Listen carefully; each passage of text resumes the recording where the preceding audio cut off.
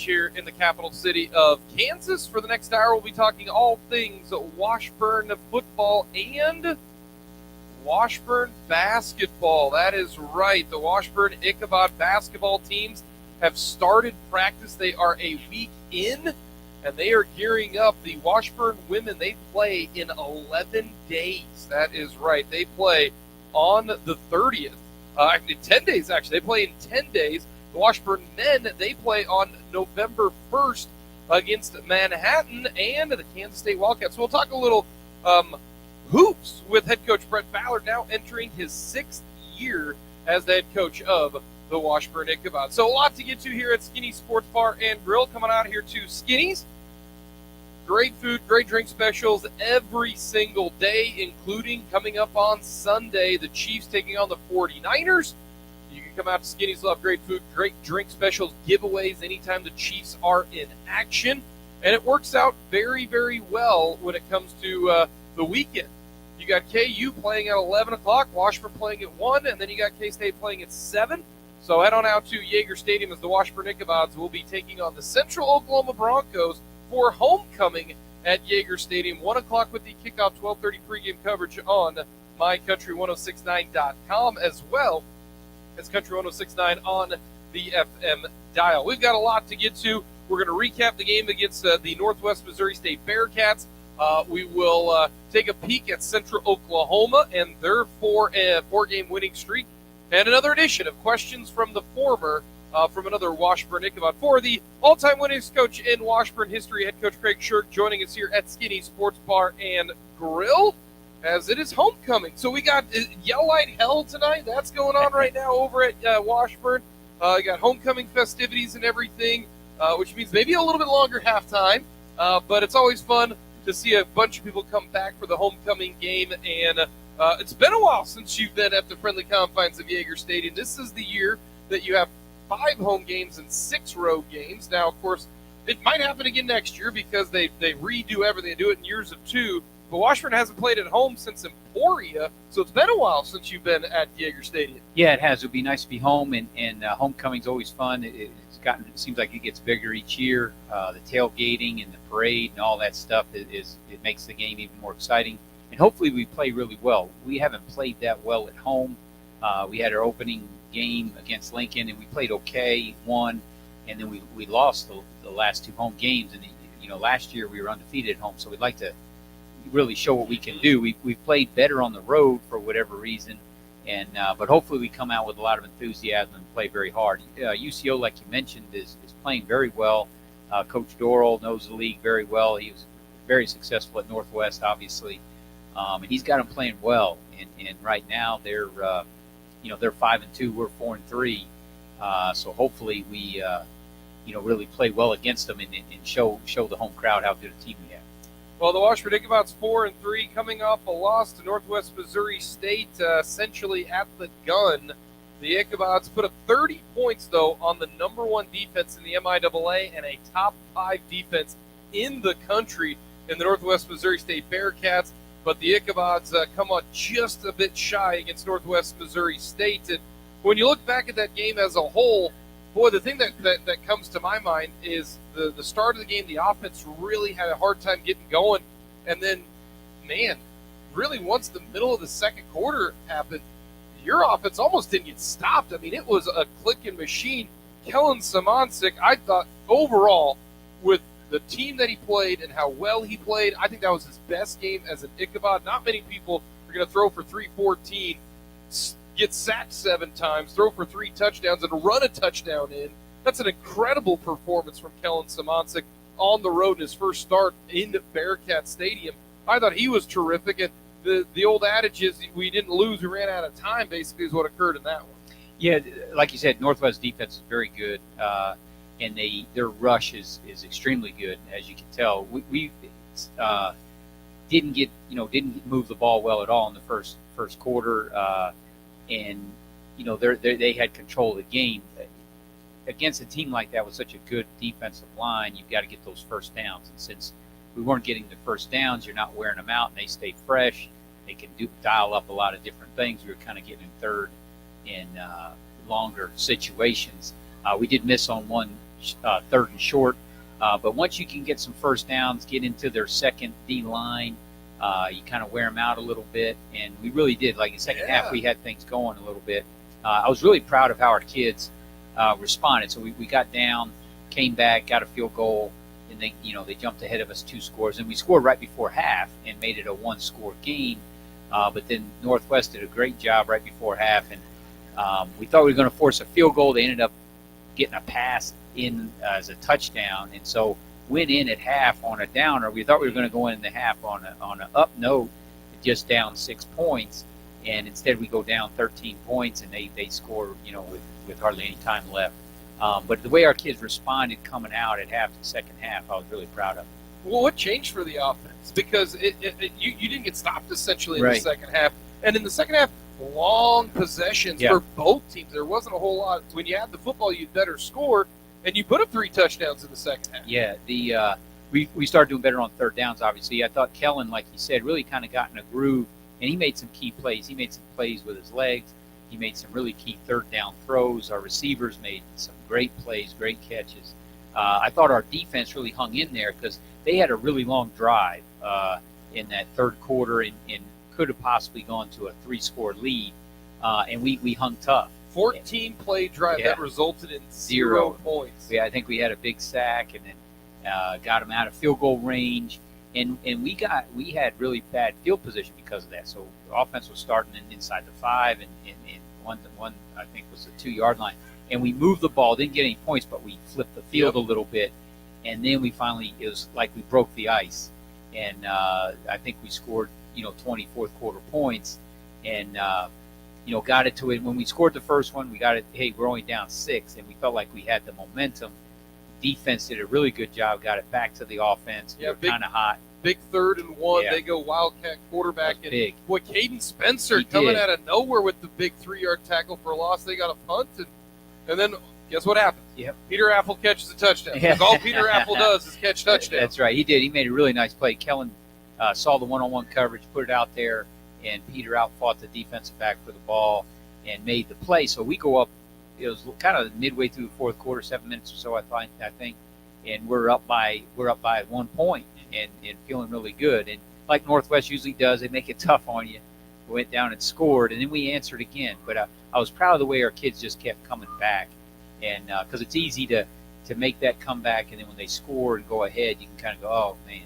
But our kids didn't do that. They kept fighting, and to be honest, as we started getting first downs, we didn't run the ball for very many yards, but in the fourth quarter, our run game did mean something, and it helped. It helped with our drives. It helped with gaining those yards. And anytime you can get a defense on the field for a little bit and wear down the D line, you have a chance, and that's what kind of happened. And the offensive line, it was early on, and my goodness, I mean, they just come at you in waves, and they were blitzing with their outside linebacker, and they got those, I want to say probably 6 sacks in the first 3 quarters, but credit the offensive line.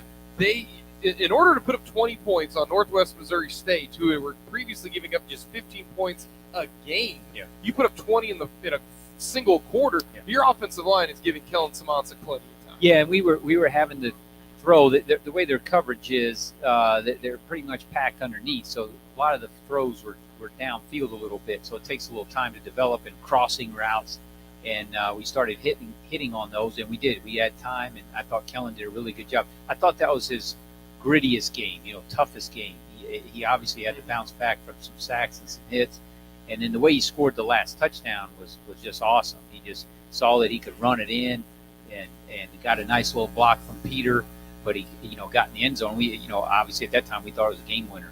When it comes to Kellen running, no one's going to confuse him, with Michael Vick or Lamar Jackson. No one's going to assume that. But when he took off running, now it was on essentially, the opposite corner of your sideline. Yes. Fletch and I had a great view. I mean, it was right in front of us, and we both thought he was going to get hit directly at the 2. Yeah. I think we both kind of tensed up like, is he going to get hit? And when you get hit at that moment, it's either, okay, do you fall forward or do you fall backwards? And we were like, he's going to get hit, and it's going to be a collision because there was somebody coming for him, and we were like, I don't know if he's going to get in there. but then he was just able to kind of like Yeah. dodge him just enough Yeah, that he falls forward. Turn. And He made himself skinny, and Peter. He, when you watch it on film, and like you said, you had a better view than we did from the sideline. Kellen turns to avoid the guy coming from the outside, and there was a guy coming from the inside, and Peter, who's on a route, really made a nice block. He hustled back. He didn't lunge at the guy where you get a block in the back. Yep. He just kind of, we teach Get in the way block. or a armpit punch, So he just kind of punched and rolled, and got enough on him that the guy didn't hit Kellen, because I think Kellen was bracing for the like a John Elway squeeze in between. We thought he was going to get rocked because there were two guys coming for him, and he's get whirly bird. Yeah, he's not a runner like Talon Peters, right. Where if he sees somebody in front of him, Talon's going to run him over. Yeah. And that's not how quarterbacks do things. Yeah. And so when he dove into the end zone and the Ichabods take the lead, as we're talking with head coach Craig Shurigan, so then there's 24 seconds left, and honestly, that's kind of the scariest time for a coach because you don't know what to do. Yeah. Do you rush the passer? Do you drop back? They had timeout, so you're not in a prevent. They got a good kickoff return. I thought our kickoff itself, the way we kick it, and we could have squibbed it, but he was kicking off so well, and he kicked it really high and down. And they did a nice job of their boundary return.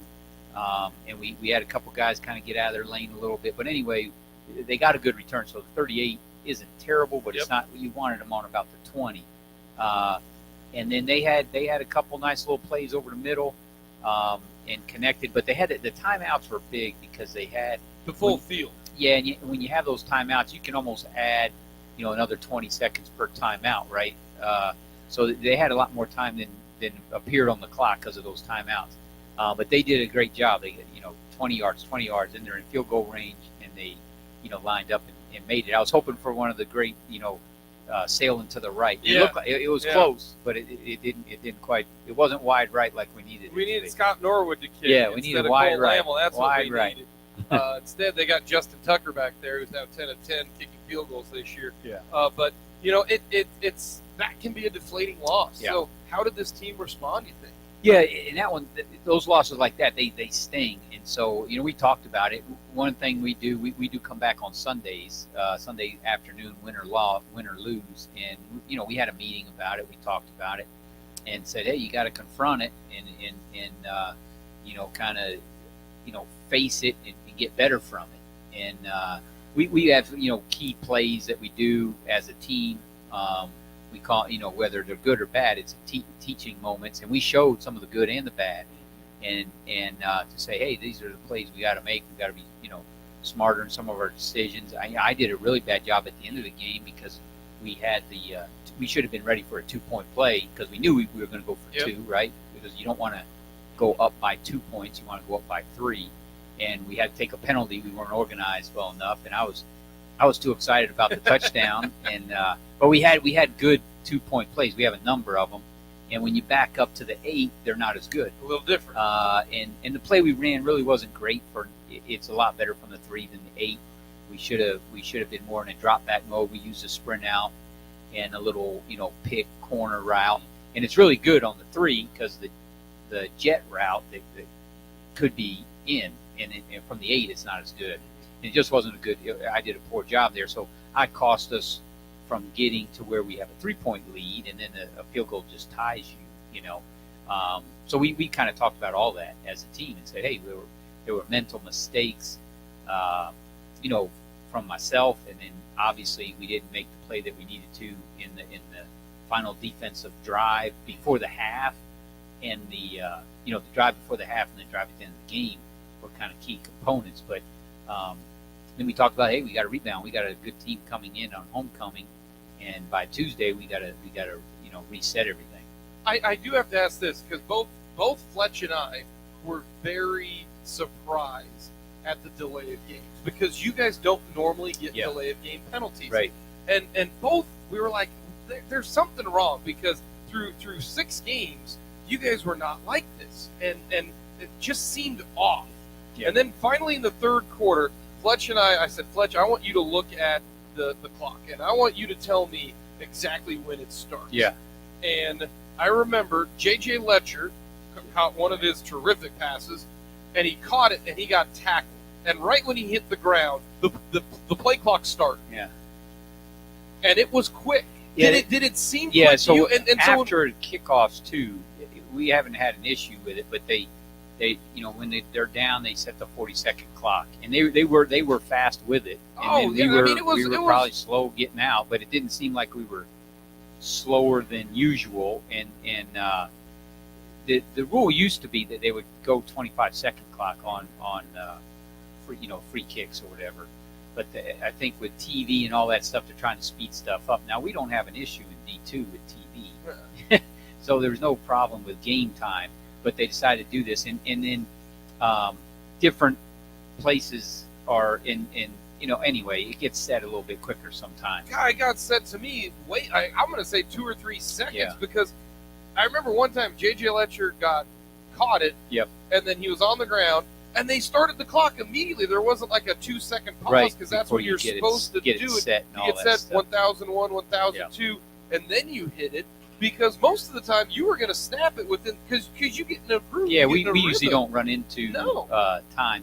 Now we had some confusion on what play we were having in when we used the timeouts in the first half. When we burned timeouts in the first half, which aren't as big a deal. You don't want to burn them in the second half. But I thought their clock operator was really a good home operator when he ran the timeout on their field goal. So there's 6 seconds, Yeah. and he burned all 6 seconds. And That- so the officials are like, no, you got 2 seconds. That, And, their so we- play clock just seems so. But their clock operator did a good job there getting the 6 seconds off. Well, we got a lot more to get to on this edition of the Washburn Coach Show here at Skinny Sports Bar and Grill. Come on out here again Monday through Friday. Great lunch special. Cheeseburger and fries, just $5.49. You cannot beat it here at Skinny Sports Bar and Grill. We got Thursday Night Football coming up. It's probably going to be a bad game because all bad games are on Thursday night, it seems. If you want to watch a 10-9 rock fight, that's probably going to happen coming up this evening on Thursday Night Football. But we got some highlights. We got questions from the former, and then we'll take a peek at Central Oklahoma. And then head coach Brett Ballard will stop by to talk a little hoops here on this edition of the Washburn Coaches Show.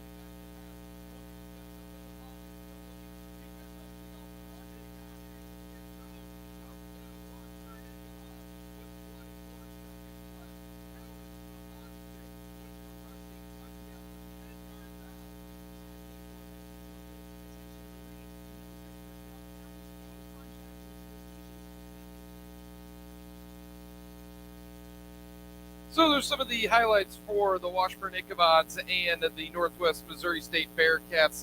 An entertaining one, I can promise you. That was a game. If you decided to make the trek up to Maryville, or if you were a Bearcat fan, you were entertained for all 60 minutes of that one. Some great defensive plays in that one. Caden Spencer, Isaac Keener, the defensive line getting after Hoense as well. Grant Bruner does what Grant Bruner does. Ends up with 14 tackles. He still leads the nation in Division II in tackles per game at 14 tackles.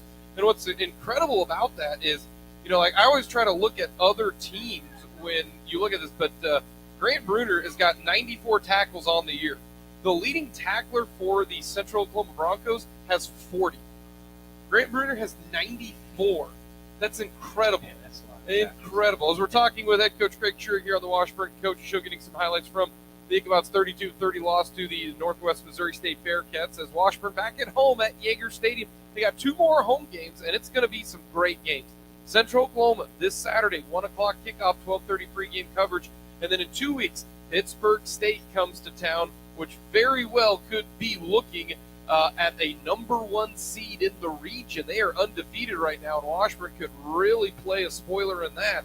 The Ichabods have won 3 in a row against Pittsburgh State, so that is coming up in 3 weeks. But the Ichabods in action coming up on Saturday against Central Oklahoma with a 12:30 start time, as we're talking all things Ichabod football. And a lot of highlights in that one, especially when it comes to the offensive side there in the fourth quarter. Peter Affel, I know we joke about it. He's got 7 touchdowns on the year, and he's caught 23 passes. Yeah, we did throw to him.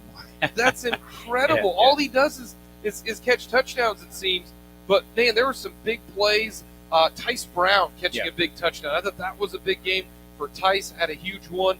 You got to rotate some other guys. I know Talon Peters and Colin Wilson did play, but you saw guys step up in this game. Yeah, I agree that guys making plays. That first touchdown really got us some confidence because we moved the ball and got a field goal, got us on the board. But then that touchdown right before half was big, and they say, okay, we beat him on a pass, and it was a nice little corner out by Peter.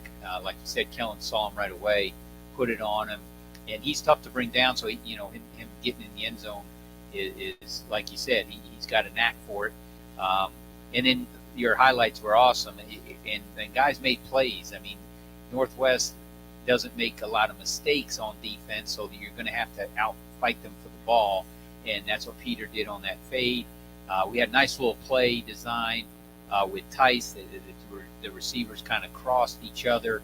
He got open. Kellen drilled it in there, and like you said, Tice made good in the corner of the end zone for the touchdown. But there were. It was, as far as like a fourth quarter goes, I can't remember a game where there were that many like big plays, big moments, big third down conversions. Because on those drives, we had some third and longs, and on a couple, there was on the second drive when we first took the lead. It's hard to run the ball on those guys. Yeah. And you have quite a bit of lost yardage because of the sacks. But we ended up with like 80-some yards rushing, but then you have negatives, so you end up with 40. But we had some nice run game in that. We ran a power play up the middle, and the linemen really, that gives them a lot of confidence. So when you can run the ball up the middle and you run like a nice zone play, Hunter Browning did a really good job, had 2 really good runs and kind of got us moving on that drive. And so it gives old linemen, they gain a lot of confidence when you can run the ball, and it makes them feel like, hey, we got after that D line, and then you wear them down, and so Kellen in the fourth quarter seemed to have a little more time to throw, get the ball downfield, see the receivers, and like any quarterback, once you get in a rhythm, you see things a lot faster. And then I just thought he did a real like gutsy, gritty job in that fourth quarter, and in that like the run in for the go ahead touchdown was huge, and he's not one that runs very often, but when he uses his legs, he's been doing a really good job of it in smart situations, whether he's getting the first down or there scoring a touchdown. We're talking with head coach Craig Shure of the Washburn Ichabods here at Skinny's Sports Bar and Grill. Coming out to Skinny's on Sunday, Chiefs 49ers, any Chiefs game. All the TVs will be put to the Chiefs game. They'll be playing the afternoon game in San Fran. It is a perfect time to come out of here to Skinny's. Great food specials, drink specials, and giveaways during every single Chiefs game here at Skinny's Sports Bar and Grill. Let's go to the defensive side. Grant Bruner, I mentioned 94 tackles, 5.5 tackles for loss, 2 interceptions. He's playing like a first-team all-conference defensive linebacker. But I thought also Derek McClendon has really played well this year. D-Mac had a chance to talk to him coming from Houston, Texas. He's played well. And he kind of comes downhill and will hit you. But there were some other guys who stepped up big. Caden Spencer, you mentioned that in the highlight, filling in. No Kevin Neal. Somebody's got to step up. And it's been a nice job from Shannon, from Peyton Lane, Jordan Finnessy, Caden Spencer stepping in a little bit. And I thought guys like Isaac Keener also played well in that game. And the D-line doesn't have the stats in that game. But, man, when you got guys like McClendon and Grant combining for 20-some tackles, they're doing their job. Yeah, they did. I thought they harassed the quarterback quite a bit. He did a really good job of just avoiding. I mean, there's probably 5 or 6 times you're like, get him down, and he is a good scrambler. He's a very good runner, Hennessy is, and he bought some time with his legs and had a really nice game. But I don't think he just sat in the pocket and picked us apart necessarily. Our D-line had pushed him out of the pocket, made him scramble quite a bit, and made some key plays, like that one drive you're talking about. Because of our depth, we didn't get too worn down, but usually on a 14-play drive, you're just exhausted, and we were able to rotate that D-line. They came up with some key stops so they couldn't add on to that lead, and it kept it within reach. A 16-point lead is a lot different than a 13-point lead. You can get the 2-point conversions, obviously, with 2 scores, but 13-point lead makes you feel like, hey, we get a touchdown now. It's a 1-score game. We can take the lead with 1 score. Big difference mentally. We're time with head coach Craig True. Get another quick timeout. Coming up next, we'll have another edition of questions from the former, going to the defensive side of the ball. So we're going to have a former defensive player who head coach Craig Shurg has coached his 21 years to give us a question for you. And I'll give you a little hint. He is a current coach right now. Okay. All right. So he's wanting some advice, I believe. So, and I'm actually interested in this one as well. There's some good questions that these former players have come up with. We'll preview UCO as well. That's all coming up here on this edition of the Washburn Coaches Show.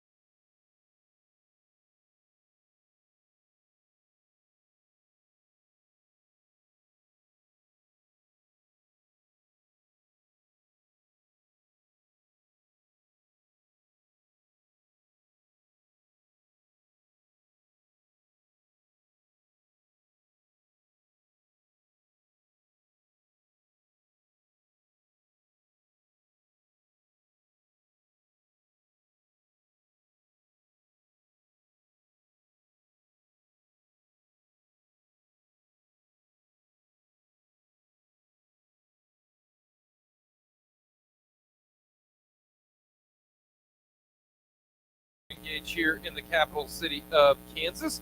The Washburn Ichabods in action on Saturday on homecoming.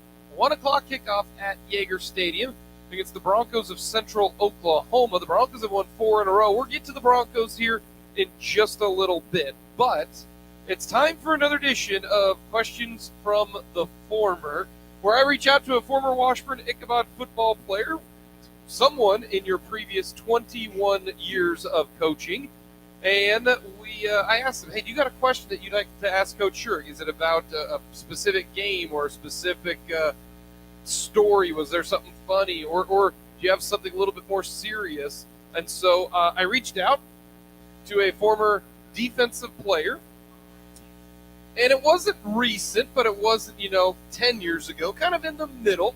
He played outside linebacker for the Washburn Ichabods. At that time, it wasn't really an outside linebacker, more of a strong safety, if you will. But here is another edition of Questions from the Former.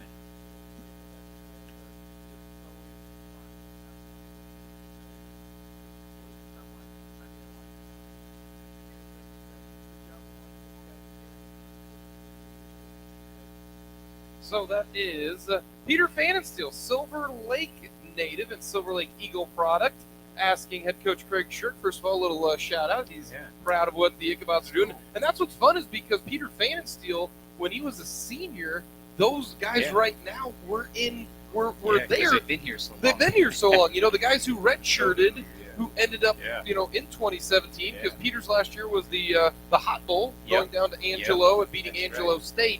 But he does. He has a question.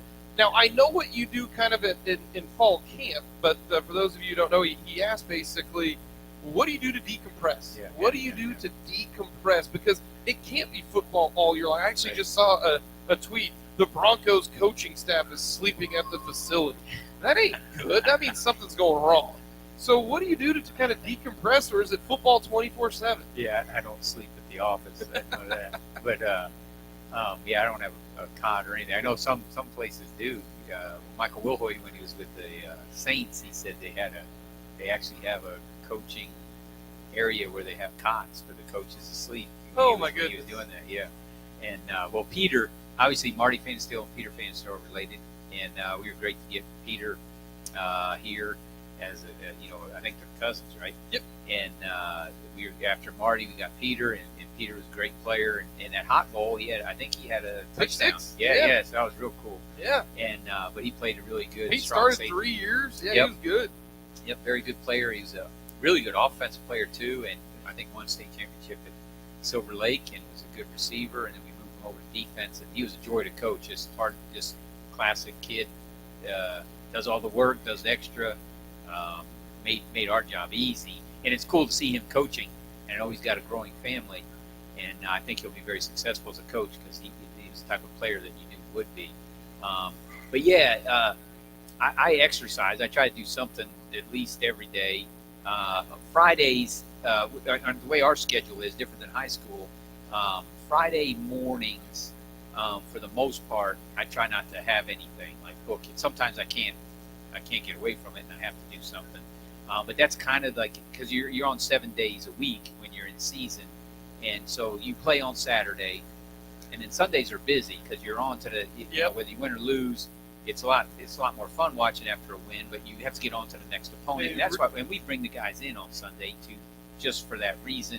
Sunday Recap afternoon. that game and then start a little bit. Learn from the last. Sunday's a busy day. Yeah, and then we're on to the next. So when the players leave, we're on to the next opponent. And we're really watching and trying to start getting the game plan ready. So Sunday, Monday, and Tuesday are heavy film and heavy hours in film study. And then it starts to go down on Wednesday. And by Thursday's practice, you have, like, after today's practice, you're like, that's our team. That's what we're going to do. You feel good about the game plan, or you hope you do. Mm-hmm. And then Friday is kind of a decompressed time. And so Friday morning is kind of like the day off, maybe, or half day off. I like to call it, a taper day. Yeah, that's a taper day. And so for the kids, they come in the afternoon, and we just, watch a lot of film, pinpoint some things that may, some game prep stuff, walkthrough stuff. But as a coaching staff, we don't have meetings on Friday morning, and so coaches can do what they need to do. When I had kids at school, I would usually eat with them school lunch or do something with them, take them to school on that day for sure, and try to do something, family-wise that you kind of missed during the week maybe. But Friday's kind of the day to decompress a little bit, so you're ready for Saturday. And that's why the afternoon games are a little nicer than the evening games on Saturday, so you're not waiting to play Saturday night like you say. But yeah, so decompress on Friday for Saturday's game, and then try to get steal a half hour, whatever it is, and I try to do some type of exercise. I either run or lift or I do yoga sometimes, that kind of stuff. But that's usually pretty good. That kind of gets you where you're not thinking about the next team or the film or whatever. But yeah, I'm glad that we've had quite a few guys go on and start coaching. Yeah. And so that's kind of cool. And I know that they'll do very well, but it's always neat to see how they're doing and how they relate the game and some of the lessons you can learn from the game to their teams. But we're real proud of Pete. Pete was a great player, and he'll be a great coach and obviously a great husband and dad too. The tough thing about this though at high school is they got to teach. Yeah, they got to teach. So especially if you're teaching math or history, it's not just what are we going to do on 3rd and long? What kind of play? No, it's who fought the Battle of Gettysburg and all that kind of stuff. I mean, it's kind of a big deal. That's right. So, and I think a lot of them, Saturday they come in. A lot of times they bring kids in Saturday, watch film and all that stuff, and then their decompressed time may be Saturday afternoon, Saturday night, and they probably hit it pretty hard Sunday with the new team that they're playing. So I think their Saturday afternoons maybe are like our Friday mornings. We're talking with head coach Craig Scherr here on the Washburn Coaches Show. All right, Coach, we got to get to UCO right now, and man, what a interesting season they've had. They get shut out the very first game, 35-0, just got obliterated. Wasn't close. Then they beat Emporia. Yeah. And then they lose to Southern by 20. And then they beat Northwest. Then they beat Lincoln, Northeastern, which have struggled here. And then they beat Hayes. They're rolling right now. Up, they got a coach that knows the MIAA. Adam Dorrell spent 5 years at Abilene Christian, and if honestly not for a new president and a new AD, he's probably still there, to be honest with you.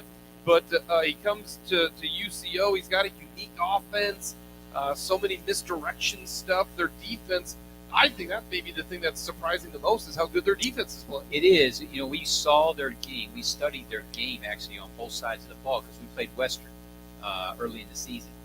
And Western obviously dominated that game. We studied their offense as an offense to see what they were running against Western. And they didn't have a lot of success. They moved the ball a little bit, but you saw some of the misdirection screens and some of the different things that he does that are unique, and they're very good at it. But you saw some of the glimpses of what they could do. They just didn't hit it.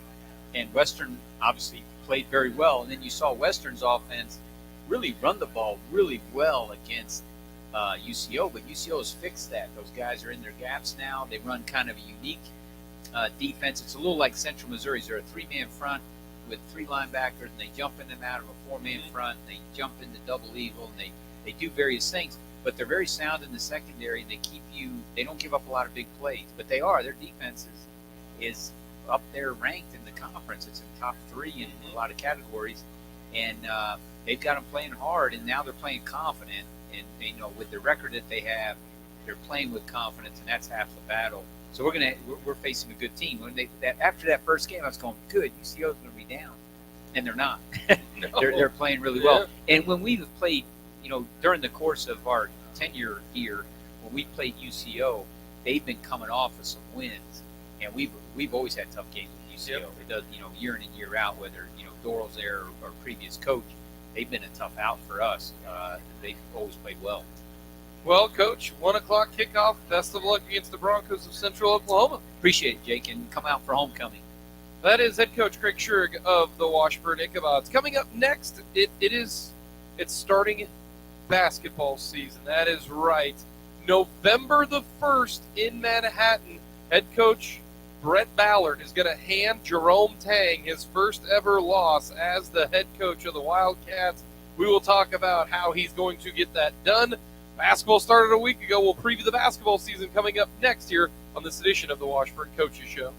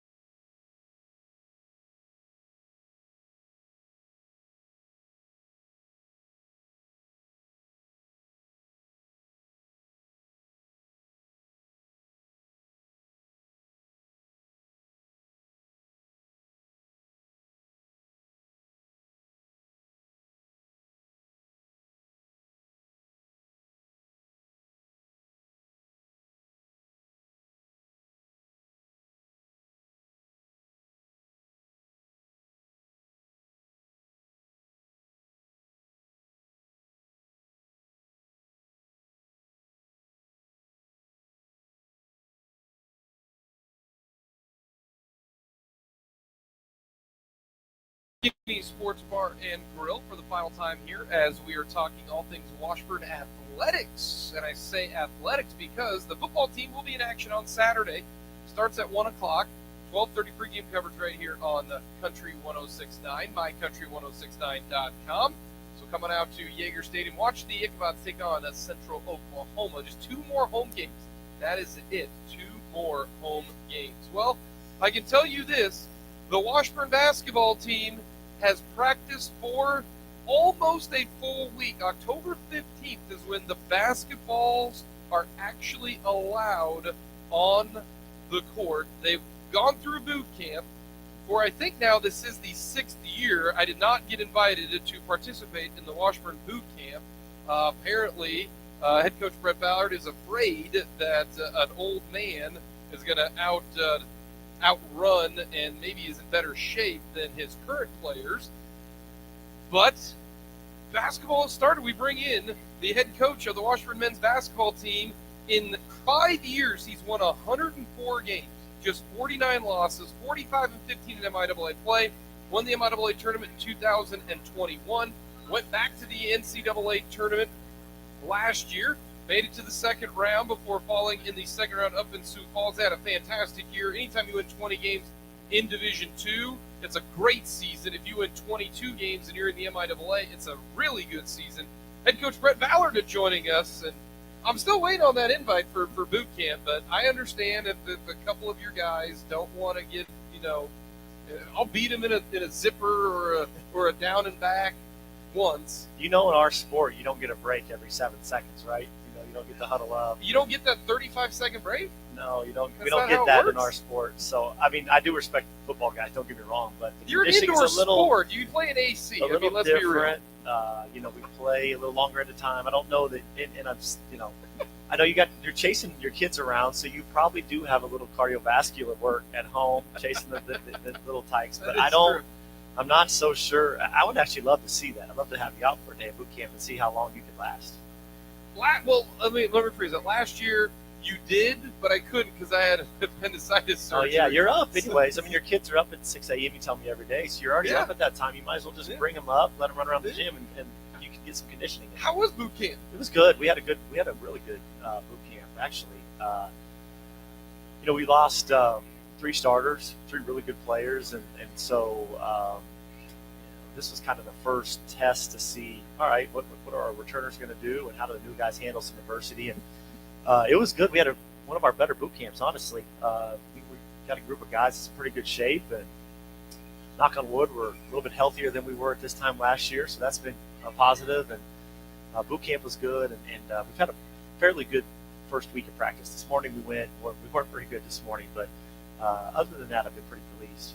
It's a unique spot that you're in, and a unique spot that a lot of teams are in the MIAA because it was so senior heavy last year in the MIAA, and I know it was probably really different for you this year. Now maybe I'm picturing it different because I don't see number 12 out there.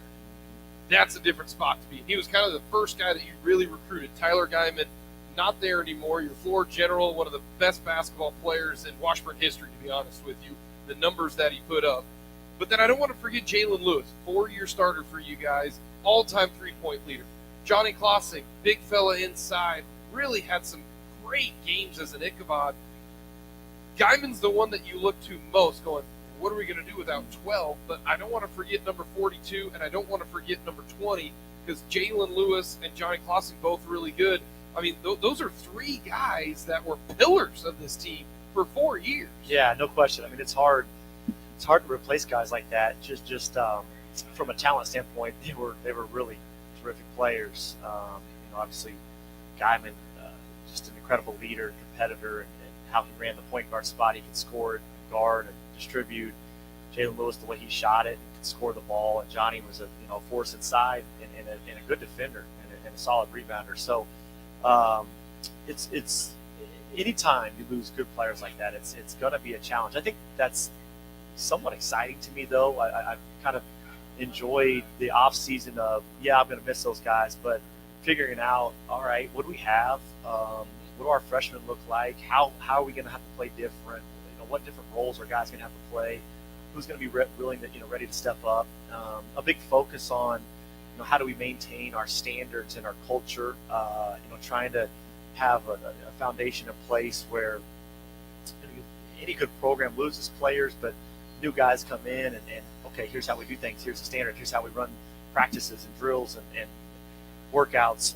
And again, time will tell, but from a foundation standpoint, I've been really, really pleased. Our returners have taken the reins. And it's not like you the cupboard's bare. Tyler Nelson, really good player. Connor Deffabaugh, good player, has started for a couple of years now. Michael Keegan, freshman of the year last year. And, Levi Brown. Yeah. I also want to throw in Andrew Orr because he started about 5 games last year. That's meaningful when it comes to this. Jaden Monday, I mean, when Tyler Guyman went down for the first 3 weeks of the season, there's Jaden Monday. So it's not as if, oh my gosh, we're throwing a whole bunch of guys who've never played college basketball before. Yeah, looking back, it's funny because we went through all those injuries early last year, and it's hard to find a lot of positives when you're struggling through that. But one good thing that happened is we had to play Jaden Monday, we had to play Andrew Ward. Those guys probably wouldn't have played without those injuries, so they got some experience. And Andrew in particular is really, really good at practice. I think he's got a chance to be one of the better, if not one of the best big guys in the MIAA this year. Michael Keegan had a great freshman year, was a freshman year in the league, and Mike's been a guy that, again, just from a leadership standpoint, really feels like, okay, it's my turn. It's my turn to take this team and run with it. So he's been great. Connor has been good. Tyler Nelson injured his foot. He's going to be out here just a little while. He won't play for a little bit, so that's disappointing. And that's a spot that we're not real experienced or deep at. So that's going to hurt us. But Jaden Monday too. I think really, really proud so far of what the returners have done. And again, it's early, and we haven't played a game yet, and we'll see how we react to that. But so far, it's been a good offseason. Has been. Who's taking? Is Keegan the one who's taken over the leadership role? Is it more of a combination? Connor Deathball, Tyler Nelson, Keegan, Andrew Orr. I think those four guys, Levi Brown, I would throw him in that mix. Those five guys, and Jaden Monday, really all of them. But I think Connor and Mike in particular, because of their play on the court. You combine their commitment, their communication, their connectedness with the guys, but also probably been our two most consistent players, along with Andrew. Andrew's been really good. Those guys are leading our freshmen, and our freshman group's been good. I was going to ask, it's hard to tell because you can look at a bio and say, wow, this freshman has averaged 28 points, and he comes in and might not do anything. Then you got a freshman who comes in and, he averaged 9 points a game. And he comes in and he looks great. Like, you never know. Do you ever know how they're going to come in? It's an inexact science. I thought Jalen Lewis would be a solid player for us, and I always thought, he might be a good little backup guard, and he starts all 4 years and ends up all-time leader in three-point shooting. And I thought Tyler Guyman would be good, and everybody, I recruited and seen Tyler just a little bit. Everybody told me how good Tyler was. I thought, all right, this kid will be a solid point guard for us, and he goes down as probably one of the top 5-6 all-time players in Washburn history, if not top 3 or 4. So you never know. I think with our freshman group right now, two guys probably have stood out more than others. Zay DeJohnny, 6'4" guard out of the Lake Northwest. Yep. He's been really good. He's tough, and he's aggressive. Shooting guard, point guard? Kind of a combo. Yeah, kind of probably more 2-3 right now than he is point, but may have to play a little on the ball with Tyler Nelson being out. And then Brady Christensen, 6'6", 6'7", really strong freshman from Lincoln, Nebraska. Lincoln, yep. St. Pius 10. St. Pius. He's kind of a versatile kid. He can play a little bit outside, make shots, but he's strong and he's tough. And he might be the best rebounder I've had behind Brady Skeen. Brady's the best, and I don't know that Brady Christensen can get there, but Brady goes after the ball better than any guy we've had since Brady Skeen. Is he a 3-4, 4-5? He's more of a 4-5. But I can tell you this, judging from that, you got some length. I mean, yeah, you could go Andrew Orr at 6'8", and then you could go Christensen at 6'7", then you got, Keegan at 6'6", and Connor could play the 2 at 6'5". Yeah, we could put a lineup out there with Connor actually running some point at 6'4". You could put Levi out there at 6'4" at the 2.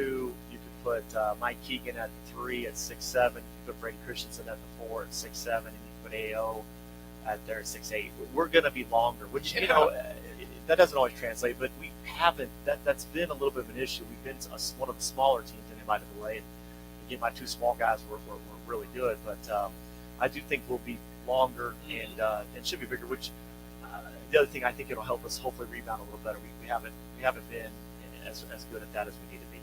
We're talking with head coach Brett Ballard of the Washburn men's basketball team, gearing up for their first game. You play in less than 2 weeks. Yeah, that's it's hard. Insane. It's hard when you play these exhibition games a little bit because you want to be ready enough for those, but really we're trying to get ready for November 11th, 12th. That's our first real games. But we want to go to K-State. We want to go there and play well. We want to go give them a good game and obviously try to win it. But they've been practicing for a month, and we'll have 10 practices or whatever. So it's a little bit tricky, the balance of getting your team ready for that between big picture getting ready for the real games. Well, I'll be excited because you'll be the first coach to hand Coach Tang his first ever I loss. don't know about that. He seems like he's doing a good job, and that should be a great crowd because I think that's his first game, so it should be a good atmosphere for our guys. That should be a lot of fun. We'll get a few Ichabod fans over there. Well, we appreciate the time. Enjoy the last 10 days before the season starts. November 11th in Kansas City against Henderson State, then November 12th against Augustana.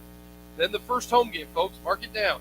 Wednesday, November 16th against William Jewell, 7 o'clock for the Ichabod men's basketball team. Thank you for coming out. And I want to wish the football team good luck this weekend, too. Those guys are battling, and excited to watch them on homecoming. Appreciate the time. Thanks, Jake. That is head coach Brett Ballard of the Washburn men's basketball team.